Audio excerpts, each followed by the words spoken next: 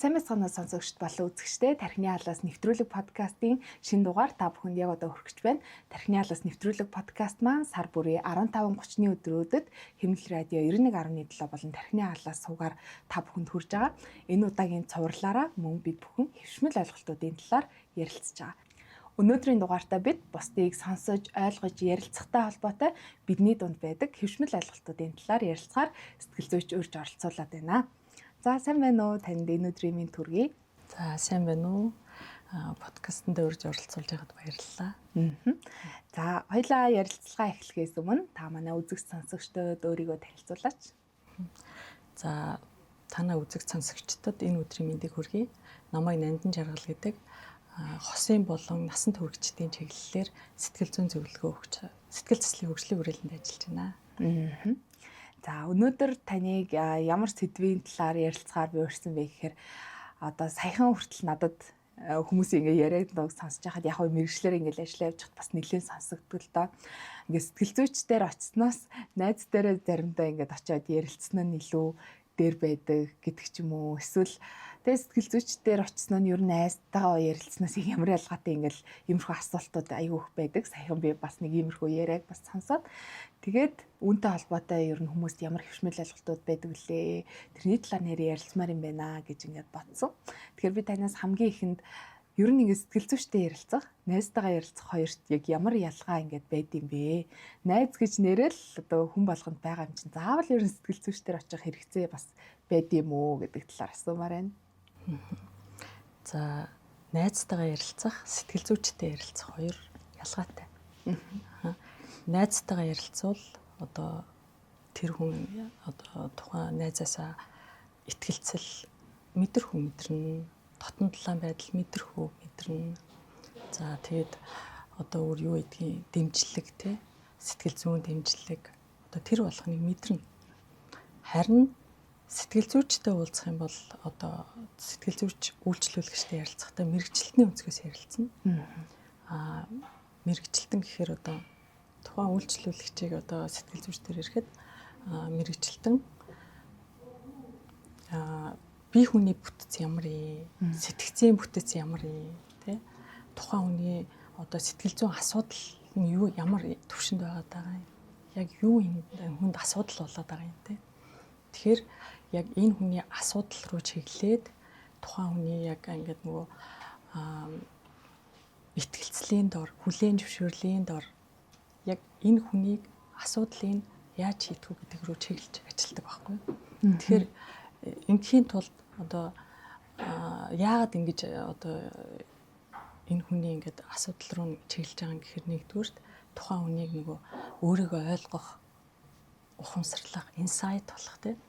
За хоёрдугаар тэгэхээр тухайн хүний амьдралын чанараа өөрчлөгдөн туслах, тухайн хүний өөрийгөө дотоодоос нь өөрчлөхөд туслах тийм хөтөж хийх зорилготой юм байна. Тийм тэгэхээр хөтөж гэдэг бол аврагч биш. Тийм тэгэхээр тухайн хүн яг өөрийнхөө асуудлаа ойлгоснороо амьдралын чанараа яаж өөрчлөх юм, тий өөртөө яаж туслах юм гэдгээ одоо сэтгэл зүйчтэй уулзсны дараа тэрэн дээр гарц гаргалгаа болох юм байна. Тэгэхээр одоо ялгаа нь гэх юм бол энд нөгөө найзтай уулзах юм бол хүн за би найзтайгаа уулзчлаа, намайг ойлгох хүн байна гэсэн нийгмийн дэмжлэг авдаг бол харин сэтгэл зүйчтэй уулзсны дараа өөрийнхөө тухай тийм одоо өөрийнхөө асуудалд гарц гаргалгаа болж чаддаг гэсэн. Саяны таны нөгөө аврагч гэж хэлсэн чинь айгүй чухал зүйл юм шиг санагдлаа. Би бас ингээд саяхан нэг ном уншиж ирсэн байхгүй. Тэгсэн чинь тэрэн дээр бид нар хүмүүсийн харилцаанд донд ямар их ингээд нөгөө аврагч зүрхтэй байдаг тухай гарч байгаа байхгүй. Тэгэнгүүт уул нь хүн өөрөө өөрийгөө аврах чадамжтай. Гэтэл хэн нэг аврах гээд байна гэдэг маань тэр хүний хүч чадал, өөрийн гэсэн одоо сэтгэл зүйн тэр нөөц, тэр зүйлс нь ингээд итгэхгүй байгаагийн нэг ингээ хэлбэр юм аа. Тэгээ ер нь утга нь бол ингээд тэгээ аврагч бид нар нэгэндээ ингээд аврагч байгаа. Тэгээ эцсийн дүндээ яг яах юм бэ гэдэг л зүйл байгаа байхгүй. Гэхдээ бид нар үүнийг бусдад тусалж ийн гэдэг үгээр найздаа тусалж ийн гэдэг юмний цаана ингээд далталцдаг юм шиг тийм. Тэгээ тэр зүйл бас сая санаанд орж илаа. За одоо таасаа ингэж штэ сэтгэл зүйчдэр очих бол ингээд хүн өөрөө өөртөө танилцах, дотооддоо яг юу болоод байгаа юм бэ гэдгийг олж хардаг. Найз нөхдөд биднэрт илүү их нийгмийн дэмжлэг болж чаддаг. Мэдээж нийгмийн дэмжлэг авах маш сайхан мэдрэмж төрүүлдэг. Тэнгүүт энэ дунд нэг бусдыг ойлгох гэдэг нэг юм яваад байна шүү дээ, тий. Тэгэхээр нэг сүүлийн үед хүмүүс эмпати гэдэг зүйлийг их ярьдаг болжээ. Тэгээ эмпатиг хүмүүс ингээд тайлбарлахдаа бол бусдыг аюух одоо маш сайн ойлгох ч гэж ингээ ойлгоод байна. Эсвэл зарим нь бол одоо бусдын байр суурин дээр өөрийгөө тавьж үзэх ч гэж бас ойлгоод шүү, тий. Тэгвэл яг хоёлаа эмпати гэж яг юу юм бэ? Хүмүүст ер нь хүн болгонд байд юм уу, байдаг юм уу? Тэр талаар та ярьж өгөөч. За эмпати гэдэг бол одоо бусдын сэтгэл хөдлөл мэдрэмжийг одоо тэдний өнцгөөс ойлгох чадвар гэж байгаа. Яг үндсэн тодорхойлолт нь. За тэгээд одоо сул хөгжсөн, одоо сайн хөгжсөн тий, хэвийн хөгжсөн гэдгээс одоо үл хамааран биднэрт бүгдэнд нь эмпати бол байгаа. Тийм. Тэгээд нялх хүүхдүүд ингээд нэг бие биенийг ойлгохоор дагаад үлдэн штэ. Тэгэхээр энэ бол нөгөө эмпати халдварлах үзэгдэл гэж байгаа байхгүй юу? Тийм. Тэгэхээр эмпати гэдэг энэ техникийг бол яг хуу сэтгэл зүйн зөвлөгөөнд сэтгэл зүйч нар одоо маш хэрэгэлдэг. Өөрийн техник болгож хэрэгэлдэг. Одоо бидэрт бүгдэнд эмпати байгаа.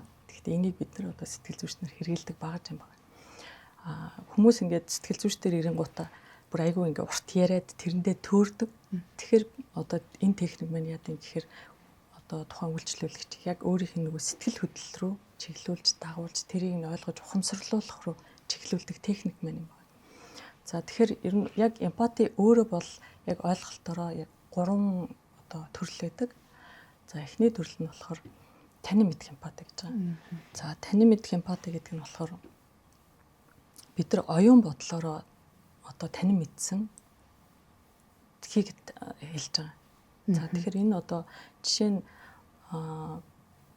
одоо манай одоо ажлын хүний ар гэрт уу гашуу тохиолдчихэ. Тэгвэл бид нар одоо энийг ер нь нэг тийм болжээ гэдэг ингээд бодохыг танин мэдэх эмпати гэдэг. За тэгэхээр яг дараагийнх нь болохоор нөгөө сэтгэл зүйн эмпати гэж байгаа. За тэгэхээр сэтгэл зүйн эмпати гэж юу хэлж байгаа юм гэхээр яг бүр сэтгэл хөдлөлийн түвшинд ойлгохыг хэлээд байгаа. Тэгэхээр бид нар одоо нэг одоо кино үзэнгүүт одоо өргөдөлтөй кино ч юм уу үзэхээр бүр ингээд нэг уйлмаар ингээд тэр жүжигчнийг бүр ингээд дотроос ингээд мэдэрдэг тийм. Тэгэхээр энэ бол нөгөө сэтгэл зүйн эмпати юм байна. Тэгэхээр нөгөө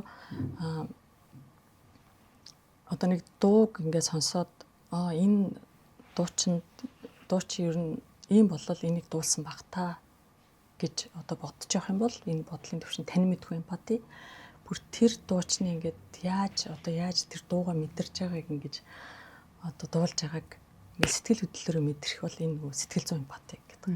Харилцаанд ч гэлтгүй бид нар бүр дуу сонсож явахдаа хүртэл яг ийм мэдрэмж авдаг ч энэ гонигтай аюу энэ да. Энэ нэг баяр хөөртэй аюу энэ да гэж байгаа хүртэл эмпати маань ажиллаж л байдаг гэсэн үг шүү дээ. Тийм. Тэгэхээр дараагийн 3 дахь төрөл нь болохоор инэрэнгүй эмпати гэж. Тэгэхээр инэрэнгүй эмпати гэхээр танин мэдээд одоо дараа нь ингээд нөгөө бүр сэтгэл хөдлөлийн түвшинд мэдрэх хоёр хослол. Тэгэхээр дээрх хоёрын хослол байхгүй. За тэгэхээр инэрэнгүй эмпати бол одоо нөгөө үйлдэл рүү чиглэж байгаа гэсэн үг. Одоо нөгөө танин мэдээд одоо сэтгэл хөдлөлийн түвшинд мэдрээд илүү нөгөө чаашлаад үйлдэл рүү чиглэж байгаа. Инэрэнгүй эмпатигийн нэг асуудал нь гэхээр нөгөө бүр хит ингээд туслах гад байдаг. Одоо нөгөө хүний асуудлыг сонсоо мэдрэнгуудаа шууд чи тэгч гэдэг юм ингээд зааварлаад. Тийм тэгэхээр одоо энэ бол нөгөө буруу эмпати болох гэдэг юм л да. Бүр хил хязгааргүй туслах гэдэг байвал тий. Бид нэр тэгэхэд ирэхээр л айгүй хүн ер нь өөрийгөө золиослж эхэлдэг шүү дээ. Одоо за эмпати гэдэг тэгэнгүүт ингээд за найзууд маань ямар эмпатитэй илээ гингүүт ингээ оюун бодлын түвшинд биднийг ойлгоод ингэдэг юм шиг заримдаа бас үгүй юм шиг тийм. Тэгвэл нэг харилцаан дээр ийм гараад байна л да. Одоо хүн ингээ асуудлаа нэг хүнд ингээ би жишээ нь ярингууд за юу сүртэй юм бэ чи одоо бараг нас залуу байгаа болохоор л ингэж байгаа ах тий. Чи ингээд юу ах юм бол наа чи нэг тийм том асуудал биш вэ.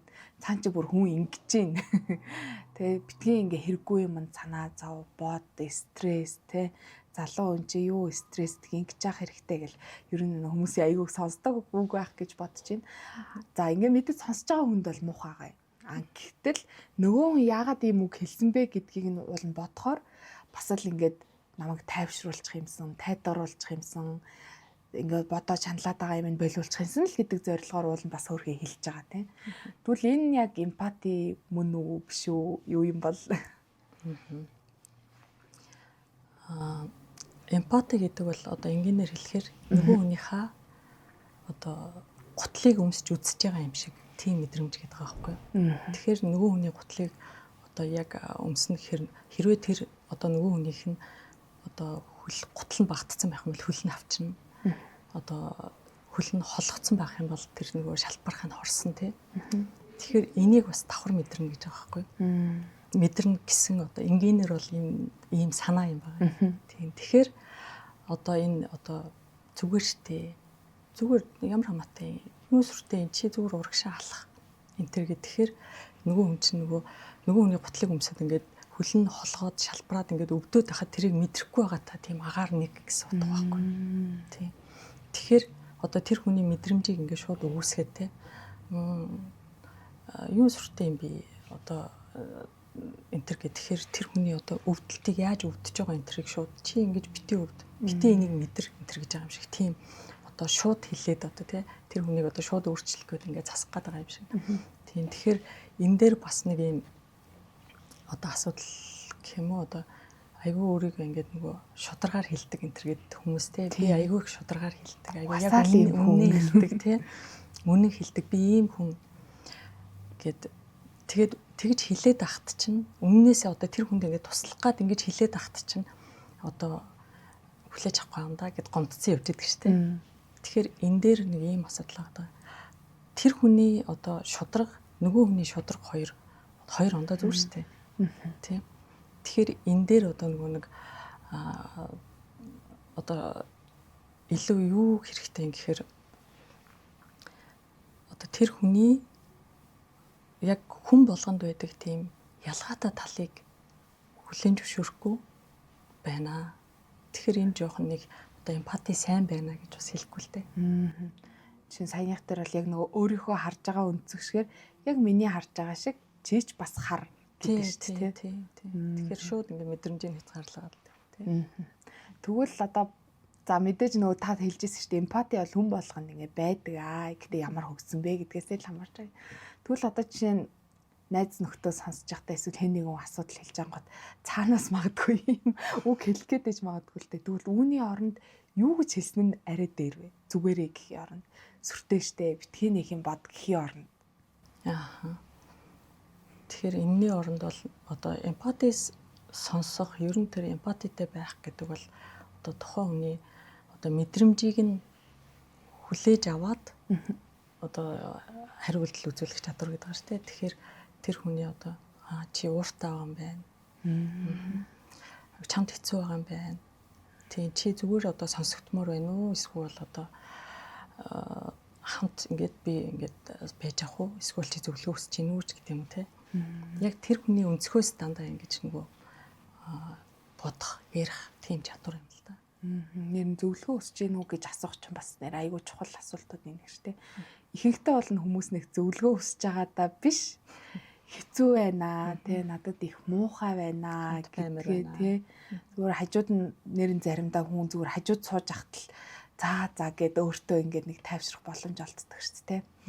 Тэгэхээр ийм нөгөө зүйлсийг бас нэгнээс асууж ярилцвал бас нөгөө саята хэлчих чи ууртай байгаа юм байна тий чи гомдсон байгаа юм байна тий гэд мэдрэмжийн хилэнгүүд нөгөө хүмүүс бас илүү тусалж магадгүй юм. За ингээд бид нар одоо асуудал тохиоллоо гэхдээ мэдээж одоо ингээд асуудал тохиолон хүн хэн рүү хамгийн их очтойгоо гэхээр найз нөхд рүүгээ л очиж таардаг тийм аав ээжтэй ах トゥ судандаа хэлнэ гэхээр за санаагийн зав очих бах та гэдэг нэг тийм болгоомжлол гэх юм уу байгаад байдаг. Тэгэл найзтай л хуваалцдаг. За тэгэнгүүт тухайн найз бол хамгийн сайнараа туслахыг хичээе гэж бодож байгаа дийлэгтэй зөвлөждөг. За чи одоо сал эсвэл тийм битгий яар гэдэг ч юм уу. Тэгээд бас нөгөө найзаагаа бас шууд буруутгаад байж чадахгүй хэцүү байна гэдэг уйлаад тахтан тийм. Тэнгүүтээ чиний зүв байна, чиний ийм байна гэд хэлждэг. Тэгтэл ингээд зөв миний анзаарч байгаагаар нэг талаас нь л ингээд асуудлыг нь харангуйтаа найз нөхдүүд бол ингээд зөвлөд өгчдөг юм шиг санагддаг байхгүй. Одоо магадгүй заримдаа би ч гэсэн найз нөхдөө тийм алдаа гаргадаг байж болох юм. Тэгээ эргээд бодонгууд нөгөө хэцүү үед нь хэн нэгэн зөвлөд өгчөж байгаа болохоор нөгөө хүмүүс маань дагна. дагцсныхаа дараа харин эргээ харамсдаг. Яах гэж тэр үед тэгвэ те жоохон тайвширч авал бодож байгаа юм.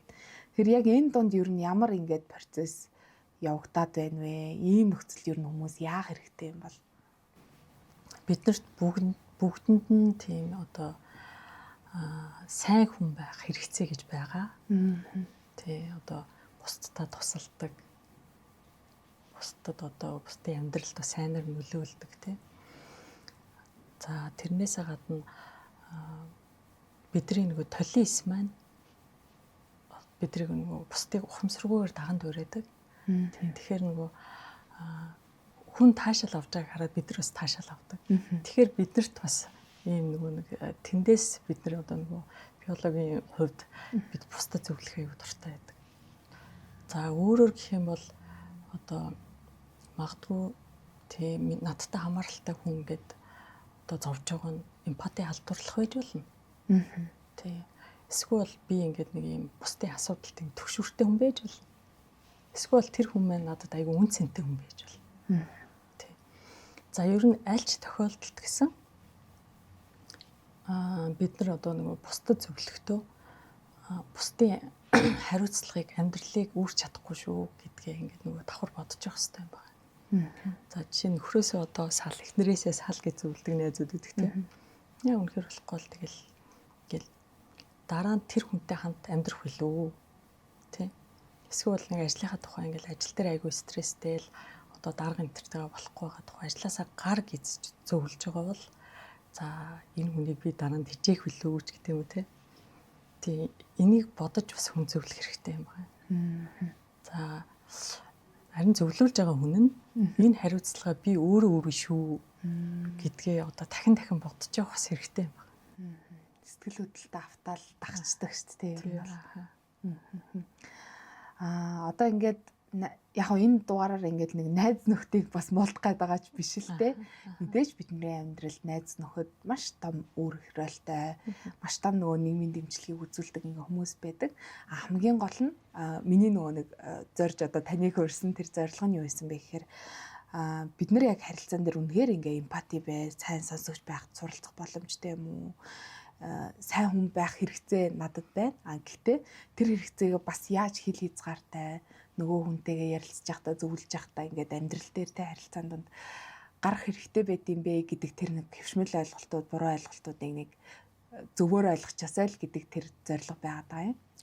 Тэгэхээр саяны яриан дээр нь би үргэлжлүүлээд танаас ийм зүйл асуумаар байна. Тэгвэл за нөгөө хүнтэй хэд ингэж сэтгэл хөдлөлтөд автаж нөгөө хүний өмнөөс хариуцлага үүрж аврагч болж ингэж зөвлөх гээд байж бас болохгүй юм байна. Гэхдээ хамгийн ихэнд энэ бүхэн ингэ тойрж явж байгаа юун дээр ирж ийн үү гэхээр би нэг хүнийг ихлэ сайн сонс сурах хэрэгтэй байгаа даа шүү дээ. Тэгвэл яаж хүн ер нь ингэ сайн сонсогч байж сурахын хэр боломжтой юм? Сайн сонсогч болох боломжтой. Тийм. Тэгэхээр эмпати сонсох 4 үе шат гэж байдаг. Тэгэхээр нэгдүгээр шатанд нь болохоор тухайн хүнийг ингээд нэг юу мэдэрч байгааг нь одоо өөрийнхөө бие дээр мэдрэх. За хоёрдугаар шатанд нь болохоор одоо таны мэдхүйн үе шат гэж байгаа. Тэр үе шатанд болохоор за би энэ хүнийг ингээд мэдрэхээр надад бас ийм мэдрэмж ингэж төрд юм байна гэдгийг бүр өөрөө ухамсарлаж олж тогтоох. За 3 дугаар шат нь болохоор одоо сэтгэл хөдлөлөөрөө мэдрээд одоо нөгөөдөгтөө хариу үйлдэл одоо үзүүлэх. Үгэн болон үгэн бусаар гэж байгаа. Тэгэхээр нөгөө энэ дээр нөгөө чи чамд айгүй хэцүү байгаа юм байна те. Чи ууртай байгаа юм байна гэх мэтэр одоо нэг юм бяцхан дэмжлэг өгөөд энэ нь бол үгийн байдлаар эмпати үзүүлж байна. Тэгвэл үгэн бус гэхээр одоо нөгөө хүнийг ярахтан толгоогоо дохих одоо бүр ингээд нулимс цээлгэнэ гэх юм уу те. Санаа алдах. Тэгээд одоо ус энэ төр төхүүлж өгөх ч юм уу те. Би чамтай хамт байна гэсэн тэр мэдрэмжийг тэр хүнд өгөх юм байна. За дөрөвт нь болохоор харин нөгөө түрүүний ярьсантай нөгөө чи зөвлөлмөр байна уу? Зүгээр хамт баймаар байна уу? Гэх мэтэр одоо ингээд жинхэнэ одоо нэг асуултаа тавиад одоо тэр хүн зөвлөгөөгөө өгөх. Тэгэхээр бидний хамгийн гол алдаа нь гэхээр 1 2 3 дугаар шатыг шууд алгасан гутаа 4 рүү орчдөг байхгүй юу? Тий. Тэгэхээр одоо жишээ нь энэ дээр яадаг юм гэхээр одоо нэг алдаа гаргачаад тэрэндээ бүр өстө ингээд нөгөө өөрийгөө ингээд одоо зэмлээд бүр ингээд амар хэцүү үнэлттэй байгаа нэг найзтай хажууд нь ингээд байж захтай хүн за алдтыг шүү дээ хүн болгол алддаг тий тэгэл энэ чам туршлага болчлоо тий туршлага болчлоо шүү дээ тэгэхэд тэр хүний бүр өвдөлтөн дээр нэмээд баг ингээд нэг юм давс үрж байгаа юм шиг болох байхгүй бүр ёо би бүр хинэгч хармааргүй байна зүгээр юу ч сонсмооргүй байна гэж байгаа юм шиг болох байхгүй нөгөө эхний гурыг шууд алгасаа дөрөв рүү орчихор тий тэгэхээр яах юм гэхээр сайн сонсогч яах юм гэхээр эхлээд нөгөө найзынхаа хажууд за ямар ч байсан ингээд нөгөө хажууд нь ингээд байхаар бид нар чинь нөгөө эмпати халдварлан тий за тэгвэл хоёрдугаар шатруугаар ороод за энэ хүн ер нь ийм байна да гэдгийг одоо ингээд таньж мэдэн гоо та гуравдугаар шатнд нь чамд айгүй хэцүү байгаа юм шиг байна тий одоо би чамтай хамт ингээд байж байна гэд тэгээд ингээд одоо яг юу нь одоо чамд юу хэцүү байна тий яаж юм гэл одоо яг сэтгэл зүйчиг ингээл нөгөө нэг юм эмпати мэрэгжлийн техник хэрэгжилж чадахгүй ч байсан гэсэн тэр хүний нэг ууртай байгаа юм байна гэдгийг мэдэрч байгаа бол одоо чамд хэцүү байгаа юм байна ууртай байгаа юм байна чаалтаа гаргасантай харамсаад байгаа юм шиг байна тэргээд нэг тийм зөөлөн ингээд хилэнгууд нөгөө хүн чинь ингээд ярих байхгүй за хин нэг миний хажууд байна би энэ хүнд итгэж болох юм байна ярьж болох юм байна гэнэ одоо бүх тэр өвдөлтөө ингээд гадагш нь асахсны дараа харин за одоо нөгөө байж ядчихсан дөрөвдүгээр шатаа хийж болно шүү дээ. Тайлбарлалмаар байгаа гэсэн юм лээ. Тий. За одоо бол тэр хүний дотор ингээд өвдөлтөд нэлээд гадагшлаад тэгээд за гэд нэг нүдэн онгоогоод ирсний дараа за алдтыг шүү дээ хүн бас те энэ бас туршлага боллоо гэхэд тэр хүмүүлээж авах байхгүй. Тэгэхээр сайн сонсогч нар яа гэхээр энэ дөрвөн шатыг дөрүүлэнгийн ингэж нэг одоо үе шатаар нь давах хэрэгтэй юм байна. Аль нэг нь алгасан гот шууд 1-3 руу өсрөх өдр гэж бол байхгүй юм шүү дээ. Нэрэл ингээд ярих юм бол хүн чи ууртай байгаа юм байна гэх тэнгүүт ингэсэн байхгүй да ийм болоод өнөөдөр гэлдэгдэг шүү дээ. Тий би станерөө яг өөртөө амар уур хурж байгаа гэлтэй. Тэгэхэд уур хурж ингээ хэлэхэд бол хүний тэр нөгөө яг уур хурж буцалж байгаа тэр сэтгэл хөдлөл мэдрэмж шууд гадагшлах байхгүй. Тэгэхээр нөгөө тайвшрахт нь илүү одоо тэр зам мөртний илүү их тусалж ийна л гэж нэгсэн дэг байна шүү дээ. Бид нар одоо ингээд уулын төрлөхөөсөө ингээд сайн сонсож явах боломжтой байсан тийм эмпати байх боломжтой байсан. Ер нь яагаад энэ чадвар алдчихдığım бол бидний орчны нөлөө тий. Ээж аав маань биднийг одоо хэр эмпати одоо биднийг сонсдог байсан. Бидний хэр эмпатитай ингээд сонсдог байсан. Эсвэл одоо байнгын одоо ингээд ярьж болохгүй одоо тэр сэтгэл хөдлөлүүдийг мэдэрч болохгүй орчинд би байсан юм уу тий эсвэл одоо сэтгэл зүйн гэмтэл ч юм уу тий дээр нь тэгээд одоо нөгөө нийгмийн нөлөө за айгүй олон зүйлээс шалтгаална. За тэгвэл одоо таасаа ингээд 1 2 3 4 гэл ингээд шатуудыг хэлж ш. Тэгвэл сэтгэл зүйч ер нь хүнийг яаж сонсдог вэ? За найз нөхдөд ингэж сонсч бас болох нь. За сэтгэл зүйч болохоор маш их эмпатитай сонсно. Тэгээ маш их хүлээн зөвшөөрнө. Тэгээд одоо итгэлцэл тогтооно. Нууцлна тий. Тэгэхээр энэ болгоныг одоо сурах гэж айгүй олон цагийн тийм одоо сургалт сууж байгаа. Хүнийг ингээд сонсож сурах, төвчээр суухын тулд. Тийм. Тэгэхээр энэний хажуугаар одоо супервижн гэдэг мэрэгжлийн одоо бүлэгт бас өөрийгөө ярьж байгаа. Тийм. Тэгээд дээр нь одоо сэтгэл зүйн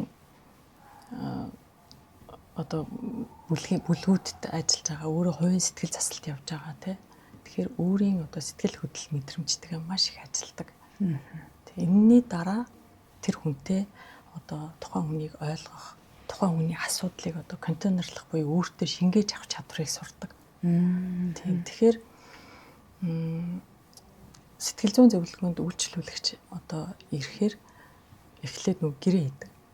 Дараа нь одоо нөгөө хүсэлт тухайн хүний одоо хүсэлтийн дагуу ажилладаг байхгүй. Одоо бид нар одоо сансраас ямар нэг юм ингээл тэр хүнээс олж хараад шууд ажиллахгүй тухайн хүн би яг энтэйг ажилламаар байна гэсэн хүсэлтийн дагуу ажилладаг.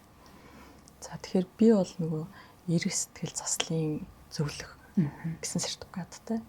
Тийм тэгэхээр сэтгэл зүйн урсгал болгон өөр ингэсэн одоо энэ сэтгэл зүйн зөвлөгөөх техникүүдийг ашигладаг. Харин эрх сэтгэл засал бол зөвлөгөөний 5 шатлалын дагуу одоо сэтгэл зүйн зөвлөгөөний одоо техник маань явагддаг. За тэрнээсээ гадна үйлчлүүлэгчийн одоо амьдралын тэнцвэрийг тодорхойлох дотоод бодит зөрчилдөөн, дотоод зөрчилдөөн, үндсэн зөрчилдөөнийг одоо илрүүлэх. За гих мэт маш олон одоо зөвлөгөөний техникүүдийг ашиглаж байгаа. За тэгэхээр энэ дээр одоо нэг хоёулаа нэг төсөөлөд нэг одоо кейс зохиол да. За тэгэхээр одоо үйлчлүүлэгч сэтгэл зүйн зөвлөгөөнд за би гэр бүлтэйгээ нөхөртөөгөө одоо муудалцаад байна. Энийгээ болмоор байна гэсэн хүсэлттэй ирсэн гэж хоёул төсөөллөө. За тэгэхээр сэтгэл зүйн зөвлөгөө бол яг тухайн үйлчлүүлэгчийн яг бодит одоо байгаа нөхцлөөс нь эхэлдэг. За тэгэхээр за ямар үед хэрэлдэт байгаа, ямар үед эвлэрээд байгаа ч гэх юм те. За яахаараа та хоёр ингэж ер нь муудалцаад идэгий. Хин нэхлээд идэгий. Гэт яг одооний тэр нөхцөл байдлаас эхлээд гэд ярьсараад нөгөө охины чинь одоо нөгөө нэг одоо бага насан дээр нь очлоо. Нөгөө охиныг ингээ хичээлээ ихээр нь гэрээ цэвэрлэхээр нь дүүгээ харахаар нь ч юм уу аав ээж нь одоо магтдаг, урамшуулдаг. Одоо анхаарал өгдөг байсан гэд одоо бодъё те. Тэгэн гут нөгөө охинтой чи ярьсараа нөгөө доор ицсэн чинь нэг тийм одоо юм гараад ирлээ. За тэгсэн чинь анхаарал гэдэг бол одоо хүүхдийн хувьд хайр байхгүй. Тэр хүүхдэд одоо бид нар эцэг эхчүүд хүүхдэд цаг гарга гэдэг. Тэр бол нөгөө анхаарлыг өгч байгаа. Тэгэхээр хүүхдэд энэ бол одоо нөгөө хайрыг авч байгаа мэдрэмж байхгүй. За тэгэхээр нөгөө охин чинь нөгөө том болоод нөхөрт гарлаа. Гэрээ аягүй сайхан цэвэрлээл, хүүхдэд хараал, хоолоо игээл орой гэртээ нөхрийгөө хүлээж байгаа. Нөхөр нь ороод ирсэн чинь нөхөр нь орж ирэнгүүтээ за хоолоо идэж ярьчаал ингээл нөгөө ихэнх одоо ирчүүдийн жишээ те зургтаа үзэл бөөдөн дээрээ суучлаа. За тэгэн гууд ихнэр тэнд уур нь хурж эхлэх байхгүй. Нөгөө анхаарал ирэхгүй байна. Нөгөө хайр тэндээс ирэхгүй байна. Нөгөө магтаал ирэхгүй байна те. Тэгэхээр энийг одоо үйлчлүүлэгчтэй ингэж ярьсараа зөвлөгөөн дээр хэрвээ тэр хүн би ер нь нөхрөөсөө ингэж нэг юм магтаал хүсэж байгаа юм байна штэ гэдгээ ухамсарлах юм бол энд үйлдэл нь арай өөр болж эхэлнэ. Би намайг магтахаар л намайг хайрлаж байгаа гэсэн үг биш юм байна. Тийм тэгэхээр магтсан магтаагүй тэр хүн надад хайртай болоод бид нар ингээм хамт амьдарч байгаа юм байна. Энэ бол миний нөгөө нэг багаас ирсэн нөгөө буруу итгэл үнэмшил энд явж байгаа юм байна. За тэгэн гут дараагийн үйлдэл нь гэхээр одоо ингэхээр ингэж өөрчлөгдөж байгаа тийм. Тэгэхээр заавал тэр нөхрөөс одоо ингэж нөгөө магтаалыг одоо ууралж авах шаардлагагүй бүр хилээд авч болно шүү дээ. Намайг магтахаар чамайг магтахаар би дуртай байна тийм. Тэгэхээр энд бас нэг юм үйлдэл одоо явагдаж байгаа байхгүй. Тийм тэгэхээр сэтгэл зүйн зөвлөгөө бол хүнийг амьдралд юм тасан зохицох тэр чадварыг одоо сайжруулахын тулд одоо хийгддэг ажил юм байна. Тэгэхээр энэ хүн одоо өөрийнхөө одоо үйлдэлийг тэ өөрийнхөө одоо тэр сэтгэл хөдлөл мэдрэмж бодлыг ухамсарлаад ирэхээр эн чинь үйлдэл болоод ирж байна те. Тэгэхээр энэ тэр хүний ингээд нөгөө амьдрал тасан зохицох чадвар нь одоо сайжирч байгаа. Стресстэй нөхцөл байдалд одоо тэрийгээ юу юугүй ингээд нөгөө асгаад байхгүй болно гэсэн. Тийм тэгэхээр сэтгэл зүйн зөвлөгөөний ажил ерөөсөө энэ ийшээ чиглэлээд байдаг. Та одоо саяны хэсэг дээр нөгөө эхтэнд нь бас хэллээ шүү дээ. Ингээд сэтгэл зүйн үйлчилгээ бол ийм байд юм аа гэд. Тэгээ тэр дундаас би нэг нууцыг хадгалах гэдгийг онцолж бас асуумаар байна л та. За сэтгэл зүйн үйлчилгээнд дээр бол сэтгэл зүйч маань надад бол ингээд би нууцч хадгалнаа гэдэг угаасаа гэрэн дээр нь заасан байгаа шүү дээ. Гэтэл найз нөхдийн харилцаан дээр, гэр бүлийн харилцаан дээр хэн ч надад нууцыг хадгалнаа гэж амлаагүй, гарын өсөг зураагүй. Гэхдээ бид нар зүгээр харилцаандаа ямар нэг юм гэрээгүйгээр, бичиг юмгүйгээр за энэ хүнд би хэлж байгаа юм чи миний нууцыг хадгалж хахаа гэж бодчихдаг. За тэгчингүүд баг хүн болгонд л нэг ийм асуудал тохиолж исэн байх л гэж бодож байна л да. Нууцыг нь хадгалаагүй ус болоод эргээд тэр хүн маш их харамсан, шал дэмээ ярьжтэй гэсэн хэн нэгэнд итгэлээ алдсан юм мэдрэмжийг авч исэн байх гэж бодож байна. Тэгээ өсвөр насны хүүхдүүд бол яг хөө ингээл чи миний нууцыг хадгалаагүй гэж тэгжээдэг. Томчууд болохоор тэгэл за одоо тэгэл март идаач гэх юм нэг ингээ од идэм шиг санагдаад байдаг. Тэнгүүд за тэгвэл би хүмүүст яг ямар үед юугаа хэнд юугаа ярих хэрэгтэй юм бэ гэдгийг нэг талаараа бодох хэрэгтэй юм шиг. Нөгөө талаар нь бодохоор нөгөө хүний бас буруу ч юм шиг. Эсвэл сэтгэл хөдлөлтөд автсан үедээ бид нар хитрхийг яриад байдаг юм шиг ингээд айгу олон зүйлс шалтгаанд нь магадгүй орж ирээд лээ л да. Тэгэхээр энэ талаар хоёулаа ингэж ярилцвал ер нь би яг ямар үед ямар тохиолдолд хэнд бас юугаа хуваалцах хэрэгтэй юм бэ? Ямар ч найз, ямар ч танил одоо хамгийн хайртай хүмүүс хүртэл бидний нууцыг хадгална гэсэн тийм хамлалт байхгүй л дээ. Тий. Тэгэхээр одоо сэтгэл зүйч бол гэрээтэй. Сэтгэл зүйч бол одоо би таны нууцыг хадгалнаа гэсэн тийм гэрээтэй болохоор одоо нууцыг нь бол хадгална. Тийм тэгээд яг нэг л тохиолдолд яг нууц хадгалагддаг. Тэр нь гэхээр нөгөө тухайн хүний амь насанд аюултай зүйл ярьж байгаа тийм. Амин орлох тухай ч юм уу. Эсвэл одоо бусдыг гэмтэх тухай ярьж байгаа тохиолдолд энэ бол одоо нөгөө нууц байж болохгүй болж байгаа. Бусад тохиолдол бүх тохиолдолд нууцыг бол хадгална. Тэгэхээр найзын хувьд бол тухайн хүний ингээд яриаг одоо хүний хувь хүний өнцгөөс ингээд сонсчоод тэгээд нөгөө найзынх нь нөгөө миний дотор одоо нөгөө найзын хэцүү асуудал ч юм уу айгүй их нууцаа нэг хэцүү нууцаа ч юм уу одоо ямар нэг нууцаа ярьж байна те.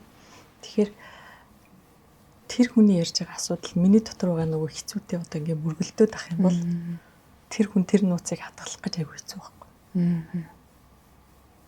Тэгэхээр сэтгэл зүйч яадаг юм гэхээр энэ нууцыг хадгалж сурахын тулд тэр контейнерлах гэж техникийг сурахын тулд айгүй их нөгөө нэг өөрийнхөө нууцыг ингэж гадагш нь асгаж өөрийгөө хоосолж байгаа. Тэгэхээр бидний дотор бол одоо энгийн хүмүүсийн дотор бол тийм одоо тэгтлээ их одоо өөрийгөө ингэж чөлөөлөөд тэр хүнд ингэ бэлэн биш байдаг. Тэгэхээр тэр хүний одоо нууцыг хадгална гэдэг тэр хүнд аюу хэцүү байгаа шүү дээ. Тэгээд найзын харилцаа бол тэгээд чи намайг бодож байгаа юм чинь одоо чи миний найз болохоор би чамайг бодож байна. Эргээд чи намайг бодох байх гэсэн нэг юм хоёр талтай харилцаа байгаа шүү дээ. Тэгэхээр энэ бол айгүй баталгаагүй байх гэдэг л та тийм. Яаж магадгүй тийм. Тэгэхээр энэ үед бол одоо тэгээд нөгөө одоо тохируулж ярина гэж юм байгаа л та.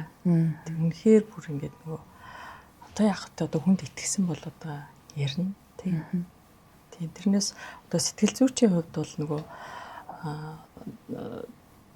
нөгөө тухайн хүний асуудал руу бүр ингээд тэрийг одоо шийдэхийн тулд хоёулаа нийлээд ингээд тэмүүлж байгаа болохоор найзын харилцаа шиг тийм хоёр талын харилцаа байхгүй. Зөвхөн ганцхан талын харилцаа болохоор нөгөө хүнд одоо найзад итгэжчихээр дараа нь өөр хүнд ярьчих болов гэсэн тийм төгшүүр тэнд байхгүй. Бусдыг ингээ ойлгож сонсохоор нөгөө хитрхийн нөгөө хүний маань асуудал бас одоо надад нөлөөлөд байх тохиолдол тийм. Заавал нь ингээд сэтгэл хөдлөл мэдрэмжээрээ ойлгож जैन би тэр хүнийг үнэхээр мэдэрч जैन гэд бодохоор төрний хоёулын ярьдаг эмпати байгаад те нөгөө нэгдүгээр шат хоёрдугаар шатаа ингээд хийгээд байгаа ч юм шиг. Гэтэл бүр ингээд магадгүй амьдралд нь нөлөөлөө зарим хүмүүс би тэр нэстэ ярьсан чи асуудлын боцоор нойргоо анчлаа гэж ярьж байгааг би сонсч байсан. Гэх мэтчлэнгээр хэрвээ нөлөөлөд ах юм бол хүн яг ямар үед өөрөө өөртөө за одоо зогсоорой гэж хэлэх магадгүй одоо бол хэрэгтэй вэ? Зогс гэж ингээ хэлэхгүй байхаар нөгөө найздаа л бас туслах гал ингээл явсаар гал өөрийгөө хүртэл хамаг юм золиослоод ингэждэг тохиолдод байдаг шээ. За энэ асуултыг ингээ асуусан чи минь надад нэг юм надад өөр тохиолдсон кейс санаад орж ирсэн. Би нэг удаа юун дээр хэвчээ маникюрт байжсэн. Тийм тэгээд маникюр педикюр хоёуланг нь хийлгэн гэдэг. Тэгээд хөлөө усанд дүрцэн ингээ суужсан байхгүй. Тийм. Тэгээд сууж байхдаа яг нөгөө уншихгүй ч гэсэн нэг ингээд бидний цүнхэн дандаа нэг ном явж байгаа шүү дээ.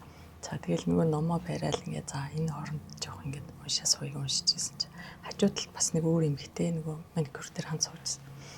Тэгсэн чинь нөгөө хоёр маань ингээд гэлбэр ингээд зогсоо зайгүй. Гэхдээ тэр нөгөө үйлчлүүлж байгаа эмэгтэй ингээд яриад байгаа байхгүй.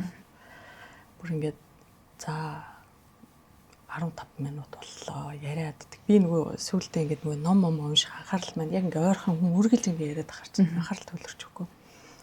Тэгээд бараг нөгөө хүний яриаг ингээд хамт ингээ сонсоо суугаад байгаа. Тийм тэгээд бодож ирсэн энэ маникюрч одоо ийм удаа ингээ ярьж байгаа чи ингээ сонсоолох юм. Ингээл дотор өөр юм бодож сонсож байгаа юм болов уу? Энд чинь бас аюу хэцүү шүү дээ гэж бодож байгаа. Өдрийн бүтэн тэнд байгаа. Тий өдөр чинь тэнд байж байгаа. Одоо хэдэн хүнтэй ажилтдаг өдөрт 5 6 хүнтэй ажилтдаг үл тий.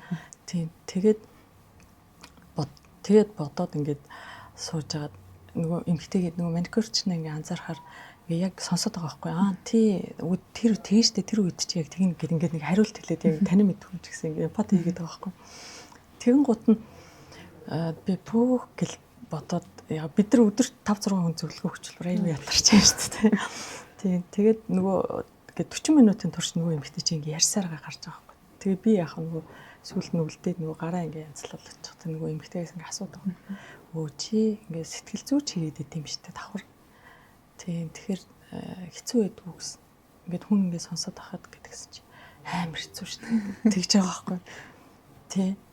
Тэгээд зарим хүмүүс бүр яадаг гэж ингээд таны умсны чинь хугацаа болоогүй гэд хахад чинь зүгээрээ ярих юм байна гэж хүрээд ирдэг гэдэг. Тий.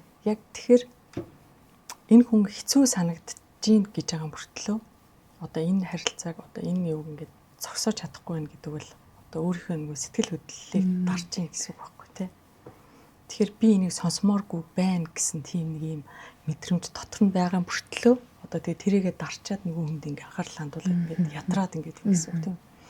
Тэгэхээр бидний нөгөө нэг хэл хязгаар гэдэг юмыг одоо хамгаалдаг бидний хэл хязгаар зөрчигдлөө гэвэл хамгийн түрүүнд бидний нөгөө уур гэдэг сэтгэл хөдлөл хүрдэг байхгүй төрдөг.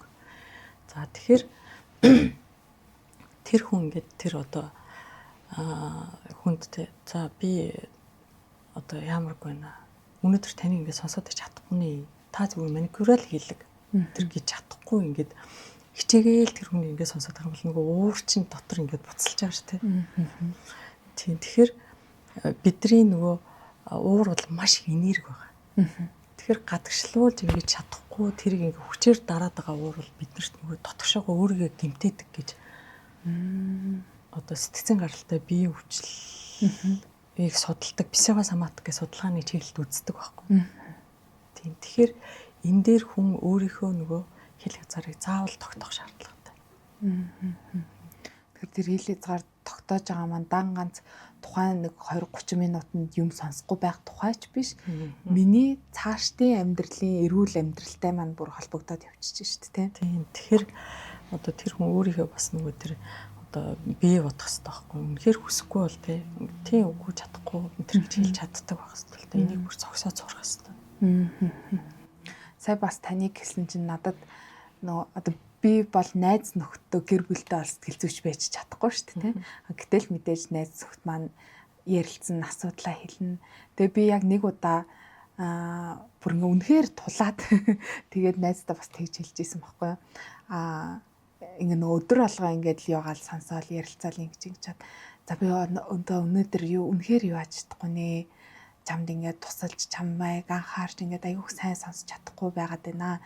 Тэр нь ингээ би чамайг ядаргаатай ингэж ерөөсө бодож байгаа биш. Миний ажлын аюу олон зүйл нөлөөлчлөө гэд тэгчингүүтээ нэг найздаа захижсэн байхгүй. Би өнөөдөр ингэ сонсож ерөөсө тусалж чадсангүй. Яг тухайд хэцүү байсан л да, хэцүү цаг үе байсан. Тэгээд хэлсэн гэхдээ найз маань одоо надад найзалж л байгаа. Ерөөсө тийм хор охиролтой аимшигтэй юм болдоггүй юм бэлээ. Тэгээд би сүүлд нь л бас ойлгож байгаа байхгүй. За нэрээ харилцаанд хил хязгаар тавьж болно шүү дээ. Энд чинь ингэ зүгээр л харилцаа. Тэгээ өмнө нь ингээ ойлгож сонсч ийсэн учраас найз маань ч гэсэн намайг ойлгож ин зүгээр л шүү дээ гэд яг өөртөө хэлж исэн. Тэр үе бас ингээ бодогдчихээн. Гэтэ яг тэр хүртэл бас тийм амархан ч ингээл байгаагүй л дээ.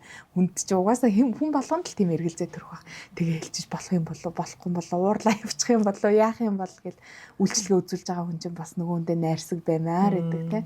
Тэр олон зүйлийг тулах бах. Гэхдээ ямар ч гэсэн тийм аимшигтэй юм болтгүй юм бэлээ гэдгийг хэлмээр санагдлаа. За хоёлаа ер нь бол ингээд бусдыг сонсох, ойлгох, мэдрэх энэ талаар зөндөө ярилцлаа. За гэтэл яг нөгөө 24/7 үргэлжил надтай цуг байдаг зүйл маань бол би өөрөө байгаа тийм. Гэтэл бид нар яг өөрийгөө ер нь хэр сайн сонсож чаддсан бол хөвчлэн ингээ нөгөө өөртөө ярих яриа гэж бид нэр өмнө бас нэг подкаст хийжсэн. Тэгээ тэрийг ингээл жишээнүүд аваа ярангууд бид нарт юу л өөртөө дандаа муухай үгнүүдийг хэлдэг байгаа байхгүй юу. Чи чадчихлаа гэдэггүй.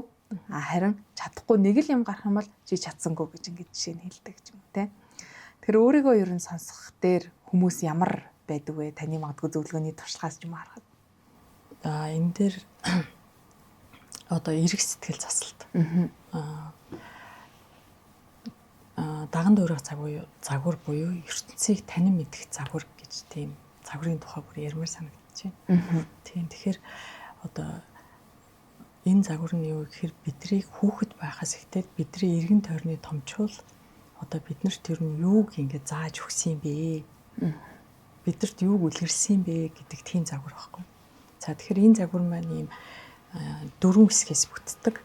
За эхний хэсэг нь болохоор би гэж байгаа. Би загвар. Би гэхээр тэр томчууд миний тухай надад одоо ямар мэдээлэл өгсөн. Би одоо сайн хүн юм уу? Чи одоо би муу хүн юм уу? Эсвэл намайг юу хийгээдгийг өдр хайрлах юм. Намайг яавал одоо үнцэнтэй гэж үзэх юм. Би ууралж болох юм уу? Яаж болох юм те? Ямар үед би ер нь ууралж болох юм, ямар үед баярлж болох юм гэдэг юм те. Энэ бүх яг миний тухай бүх төсөөлөл юм байна. За чи гэдэг загваранд болохоор хосын харилцааны төсөөлөл. За аав ээж маань одоо эргэн тойрны томчууд эсвэл одоо ер нь бидний харсан хосуудын харилцаа ямар байгаагаар миний хосын харилцаа бас тэнд одоо даган дуурайгаа сурсан гэсэн үг. За бид гэдэг загвар нь болохоор нийгмийн харилцаа. Багшаас одоо аав ээж маань одоо багш нарын тухай, эмч нарын тухай, ер нь мэрэгчлийн хүмүүсийн тухай юу ярьдгийг, даргын тухай юу ярьдгийг те. Ер нь нийгэм гэж юу юм бэ гэдэг тэр төсөөлөл маань юм байна. За дөрөвтөн болохоор пара бидгээд. Энэ болохоор бидний ерөөсөө нөгөө кино үлгэр бүх тэр одоо төсөөллийн тэр ертөнцөөс авсан мэдээлэл маань надад бас төсөөлөл миний амьдрал нэг юм загвар бол сууж идэг. За тэгэхээр энэ дээр одоо нэг хүн хэрвээ хүүхдэд эцэг ихэнтэй чи мэдэрч болно, чи одоо баярлж болно, чи одоо тэр хүүхдийг аягүй сонирхдаг те. Чи өнөөдөр ууртай байсан юм байна. Чамд өнөөдөр ямар байсан гэд аягүй тэр хүүхдэд аягүй сонирхолтой. Чи ер нь их сонир хүн шүү. Чи их сонирхолтой хүн шүү гэсэн тийм байдлаар одоо тэр загварыг суулгасан бол бид нар өөрийгөө ингээд тэр дотоод дуу хоолой өөрийгөө аягүй сонирхдаг, өөрөө өөртөө байхдаа ингээд ганцаарддаггүй ч юм уу тийм загвартай хүмүүс одоо ер нь болж төлөвшдөг гэж үздэг. Хэрвээ одоо эсэргээрээ байх юм бол одоо бидний уурлахаар чи юунд уурлаад байгаа юм? Уйлж болохгүй тий. Бидэрт чи аягүй их нөгөө нэг ийм одоо загварууд байгаа шүү дээ. Уйлж болохгүй, их баярлаад ах юм бол нөгөө хөөрж болохгүй. Тэг хөөрж болохгүй чи одоо уйлах хүүхдээ очно 3 өдрөө умалцсан нэг тэлтэд яг тэрэн шиг одоо тийм одоо тиймэрхүү одоо эцэг их маань надтай үргэлж хамттай байгаад харилцаатай байсан ч гэсэн хэрвээ намайг аягүй их ингээ шүүмжилдэг ч юм уу ийм байсан бол тэр загвар маань ингээ аягүй шүүмжлэхний загвар миний дотор суучж байгаа байхгүй. Тэгэхээр бид нар яг энэ одоо нэг тасан зохицлоороо бид нар ер нь бусдтай ингээд харилцаад байт юм. Тэгэхээр энэ дасан зохицол маань миний дотор ингээд нэг дотоод дуу хоолой маань ер нь нэг шүүмжлэмтгий дуу хоолой болчихж байгаа байхгүй. Тэгэхээр бид нар энэтэй одоо нэг ажиллах хэрэгтэй юм байна. Одоо та сая хэлж шүүмжлэмтгий дуу хоолой гэдэг. За хүн өөрийгөө тэгвэл ингээ харчлаа. Одоо хитрхи их юу ааж болохгүй. Одоо хөөрч баярлж болохгүй нөө хүмүүс аав иш нар нэг ингэдэг шүү дээ. Өндрөө сунах ингээ амар эдийн гэдэг нэг тим мессеж өгөөд явсан. Тэнгүүд баярлал ирэнгүүтээ за одоо удахгүй муу юм болох нь дээ гэж ингээ бодоод идэг ч юм те.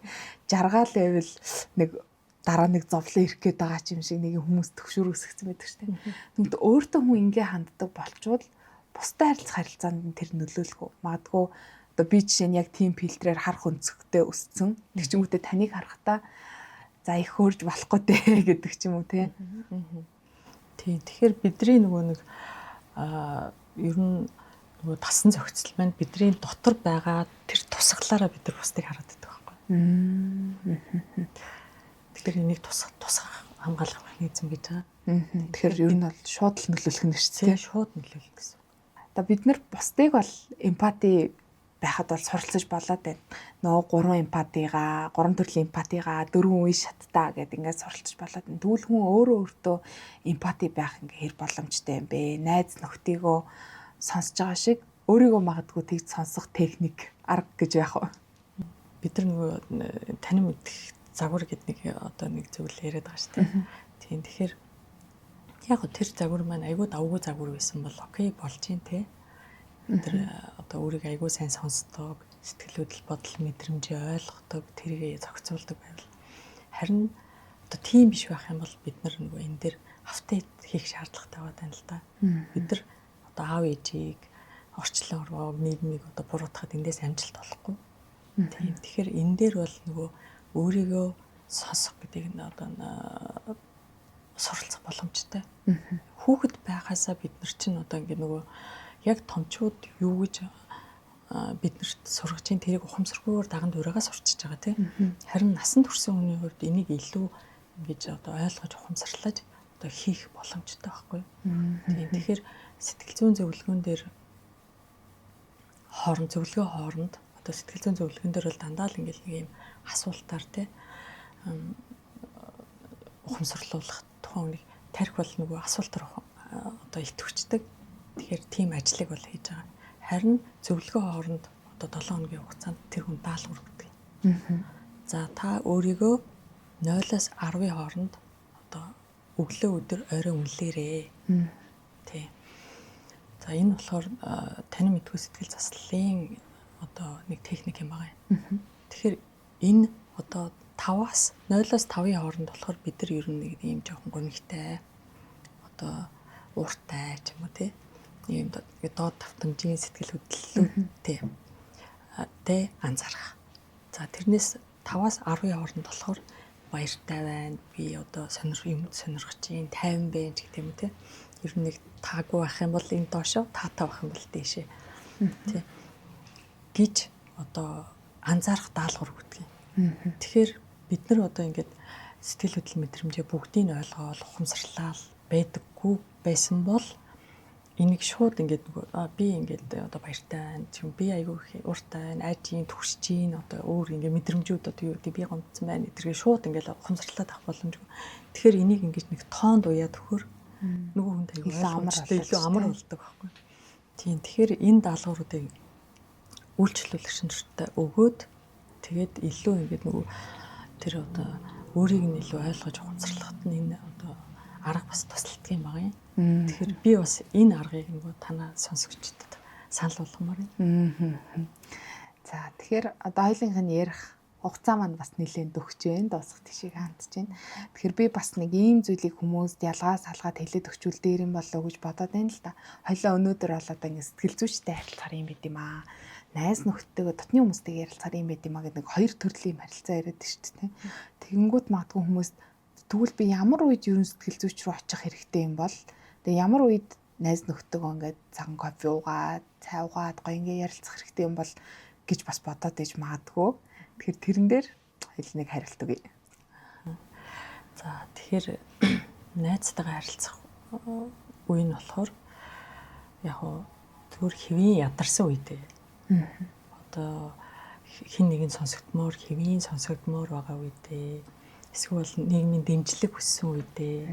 Эсвэл зүгээр алхаж байгаа л ингээл нэг одоо зүгээр нэг хэвийн буу халмаар байгаа үедээ ч юм уу. Эсвэл үнэхээр одоо ямар ч байсан бүр ингээд сэтгэлээр унаагүй нэлээд хэвийн байх үедээ гэж байгаа.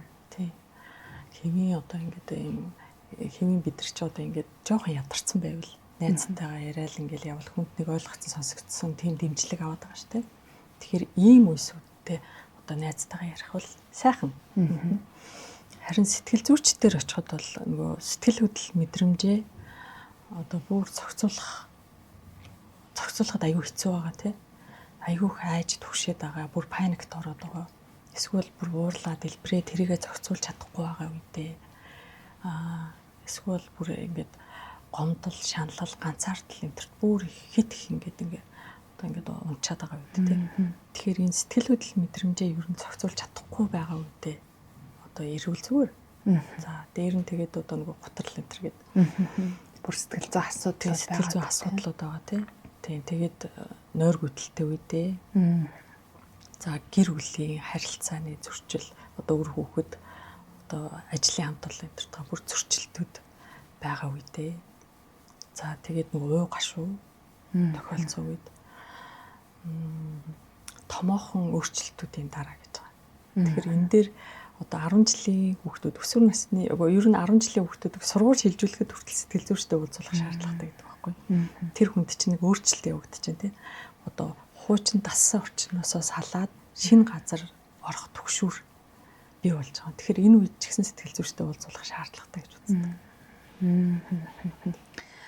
Одоо ингээд та маш олон ингээ өөрчлөлөгчтэй ажиллаад явж хахад за сэтгэл зүйчээр очие гэдэг шийдвэрийг хүн дэлгүүрээс гараад нэг юм авчие гэдэг шиг бас ингээ шийдэж чаддаггүй шүү дээ. Очих уу, байх уу, яах уу, их үү гэл айгүй олон зүйл бодно. Магадгүй энийг одоо сонсож байгаа хүмүүс ч гэсэн нэрээ сэтгэл зүйчээр очдог ч юм уу гэл бас бодож байгаа. Ингээ таны анзаарснаар ер нь сэтгэл зүйчдэр очихгүй байх тэр одоо шалтгаан саадууд гэх юм уу юу байгаа харагдсан бэ хүмүүсийн хувьд? Одоо энэ сэтгэл зүйн шинжлэх ухаан Монголд бас харьцангуй шинэ одоо хөгжиж байгаа салбар л та. Тийм тэгэхээр хүн болгон бас энэ сэтгэл зүйчдэр очих гэдгийг аюу сайн бас ойлгож мдээгүй байгаа. Тийм тэгээд одоо сэтгэл зүйчдэр бол аюу сул дорой ичмээр тий асуудалтай аюу тийм хүмүүс очдог гэсэн ойлголт аюу их байдаг. Тэгээд одоо сэтгэл зүйчдэр очих энтрийг аюу их нуудаг энтертэй. За тэгээд дээр нь болохоор одоо манай ер нь Аз соёлд өөрийгөө ингээд хязгааргүй чөлөөтэй илэрхийлэх гэж юм бас баг байна л да. Тэгэхээр манай Монголд ч гэсэн энэ байна. Одоо эрэгтэй хүмүүс бол айгүй их нэг юм буруу алдаатай итгэл өмчлөлттэй байдаг шүү дээ. Ир хүн гоншихонч болохгүй. Тий. Тэгээд дээр нь бидний нөгөө нэг төрөний нөгөө таны мэдхүн загвараар нөгөө парабид гэдэг дээр нөгөө үлгэр домог одоо нөгөө сургаал үгс дээр чинь нөгөө малгай толгой хагравч малгай дотроо тий ингээд аюу их юмаа нуудаг тий. За дээр нь бас ингээд нөгөө ер нь ийм соёлын онцлогоос болж бас ингээд нөгөө хүнд юмаа ярих ингэж өөрийгөө илчлэх энэ төр чинь аюу хэцүү байгаад байна л да. Тийм тэгэхээр энэ тохиолдлуудаас болж хүмүүс бас ингээд сэтгэл зүйчийг бас ойлгохгүй. Сэтгэл зүйчдэр очих одоо хэрэгтэй гэдгийг бас олж харддаг юм шиг санагддаг шүү дээ. Тэгээд хүнээр амьдралаа одоо заалгана гэж юу гэдэг тийм зүйлсийг нэлээ эхэлдэг шүү. Тэгээд бидний одоо багаас л үзэж сонсон зүйлс маань одоо эрэгтэй хүмүүс гээл тийм төвчтэй, баатар, хүчрхэг те юунд ч метрашгүй айгуу зэрэгтэй байх хэвээр тий уйлж болохгүй. Одоо дандаа ер нь бидрийг ингээд нэг юм дуулууртай байх руу манай соёл бас аюу их одоо чиглүүлсэн байна л да. Тэгэл асуудал байвал нэг дотроо өөр ах уйдаа ингээд шийднэ гэдэг чинь. Тэгэл үед очиод тэгээ юу ярих юм гэлтэгдэг. Ярих юм байхгүй. Ярих юм байхгүй. Уул нь одоо ярих юм байхгүйсий. Тэгтээ аюу их ярьчлаа штэ гэлээ одоо. Тэгэхээр энэ дээр бол ингээд нөгөө тэр одоо өөрийнхөө тэр өөртөө аюу их анзаарахтай байвал биднэрт бол энэ амьдралын стресс бол дуусахгүй байгаа шүү дээ. Төр тутамтай стресстэй байгаа. Тэгэхээр энийг бол одоо бас ярьж гадагшлуулж авах. Тийм шаардлагатай. Энийг бол ингээд нэг өөрөө гүрийгээд хавчаад ингээд байх бас бидэрт асуудал бас ингээд нөгөө сэтгэл зүйн гаралтай бие өвчлөл юм аа л үүсэх гэдэг байгаа байхгүй. Зөв. За одоо ингээд хоёулынхаа нь ярилцах хугацаа нэгэд дууссан байна. Тэгэхээр та манай үзэг сонсогчдод өнөөдрийн ярилцсан зүйлсээ нэгтгэхэд тэгээд тархинтаа халааслах 3 зөвлөгөө хэлж өгөөч. За нэгдүгээрт бол хүн аюу нөгөө амьдралын тэнцвэртэй анхаарах хэрэгтэй. Тэгэхээр сэтгэл зүйн зөвлөгөөнд ирсэн хүнийг ер нь хамгийн эхлээд та нойртой байгаа юу гэдгийг заавал асуудаг. Тийм тэгэхээр хүн нойргуудалтай байгаа үед одоо сэтгэц хэвийн ажиллах ямарч боломжгүй юм байна. Тийм тэгэхээр заавал одоо нойртой байх ёстой. Тэгээд тасгал хөдөлгөөн хийх хэрэгтэй. Бас одоо эрүүл хооллох дээр нь одоо байгальтай их ойрхон байх хэрэгтэй. гэж одоо нэгдүгээр тийм зөвлөгөө өгмөр. Энэ бол бидний амьдралын тэнцвэр хангагдчихвэл бас сэтгэл зүйн тэнцвэрт маань аюул их одоо нөлөөлнө. Сайнаар. За хоёрт нь болохоор одоо бидний эмпати чадвараа хөгжүүлэхийн тулд тий эмпати чадвар чинь бидний сэтгэл хөдлөл бодол мэдрэмжийг бидэрт одоо бид нар өөрсдөө энэ эмпати чадвараа аягүй сайн хөгжүүлж иж бусдыг бас ингэж ойлгож мэдрэх гээд байгаа юм. Тийм тэгэхээр энэ 0-10 хоногор өдөр тутамдаа өөрийгөө ингэж анзаарч эмпати чадвараа хөгжүүлээрэ гэж танай подкастын сонсогчдод хэлмээр байна. За 3-т болохоор за энэ болгоныг ингэж хийгээд үнэхээр хэцүү ингээд те асуудал нь тодорхойгүй яагаад байгаа нь мэддэхгүй хэцүү байгаа дээл сэтгэл зүрхтэй уулзаарай гэж зөвлөмөр. За маш үнцэнтэй зөвлөгөөнүүд байлаа. Сонсож байгаа хүмүүс маань ч гэсэн хэрэгжүүлэхэд өөртөө анзаархад тийм их одоо магадгүй хөрөнгө санхүүж гэдэг юм уу цаг хугацаа гэл их хохирол ингээ ерөөсөө амсахгүй дандаа л хүнд ингээд туслах амьдралын сайн сайхан байдалд нөлөөлөх юм зүйлс байлаа. Маш чухал яриануд байлаа гэж бодож байна. За урилгын маань хүлээж авч ирсэн цагаа зарцуулсан танд баярлалаа. За урьсанд баярлалаа. Тархины алаас нэвтрүүлэг подкастын энэ удаагийн дугаарыг түрээд өндөрлж байна. Таны харилцаандаа өөртөө олон зүйлсийг анзаарч ойлгоход нь тусалсан дугаар байсан гэдэгт итгэлтэй байна. Дараагийн дугаараар уулзлаа. Түр баяртай.